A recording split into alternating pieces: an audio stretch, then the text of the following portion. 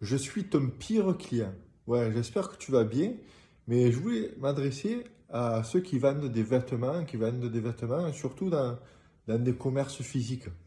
Et je voudrais tirer peut-être une sonnette d'alarme pour te dire que moi, par exemple, qui m'intéresse beaucoup aux vêtements, eh bien, ça fait peut-être bientôt 2 ans, 3 ans, peut-être même 4 ans, je ne me rappelle plus la dernière fois que je me suis rendu dans un magasin physique pour acheter des vêtements. En fait, ça fait depuis donc quelques années que j'achète à des marques que j'ai trouvées sur Internet ou que j'achète sur des applications de revente de vêtements de seconde main. Mais dans des lieux physiques, ça fait des années que je ne suis plus allé.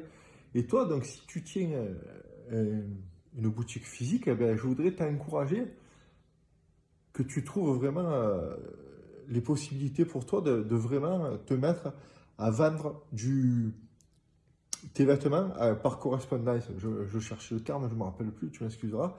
Mais c'est-à-dire que si tu fais ça, et si tu vends déjà des vêtements par correspondance, l'avantage de ça, c'est que tu vas pouvoir créer du contenu de marque sur Internet pour justement parler de ta marque, pour parler de tes valeurs. Et bon, tu peux le faire si tu as simplement un lieu physique, mais tu vas attirer pas beaucoup de clients. Mais tandis que si tu proposes des vêtements à la correspondance et que tu crées tout un contenu autour de ton magasin, autour de ta marque, autour ouais, de ta boutique, tout ça, tu vas pouvoir encourager les gens qui recherchent des vêtements de qualité comme toi tu proposes. Et tu vas pouvoir leur proposer de, de les livrer chez eux et parce que tu auras réussi à créer comme ça, à trouver comme ça tes clients idéaux. Et ça, c'est très important pour trouver ces clients idéaux, de créer une relation sur le long terme. Et ça peut se faire que par du contenu sur Internet. Ça passe donc par les sites Internet, ça passe, tu vois, que si tu fais déjà des publications sur Instagram, c'est très bien, mais va au-delà de ça.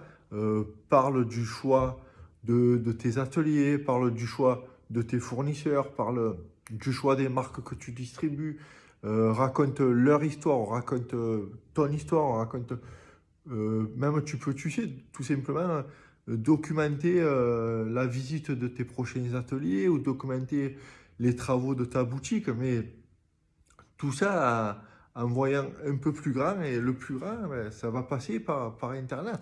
Donc voilà, ben, écoute, si tu as des idées de comment tu peux faire, eh ben, si tu veux qu'on en parle, eh ben, tu peux me laisser un message en commentaire et ça me fera un plaisir d'échanger avec toi et de te dire, de t'expliquer mieux pourquoi moi j'ai arrêté de me rendre dans les boutiques physiques, surtout que moi je vis dans une grande ville. Ben, pour rien te cacher, je vis à Marseille donc.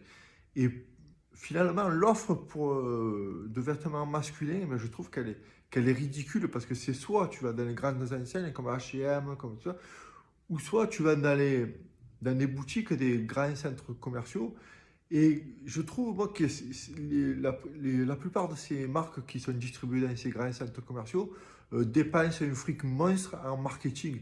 Et ça m'embête finalement d'acheter des produits de moindre qualité à des prix excessifs alors que j'ai trouvé sur Internet des marques, bon, pour ne pas les citer, mais j'ai peur d'en citer pas assez, mais par exemple, les deux qui me viennent en premier, c'est genre Bonne Gueule et Asphalt, tu vois.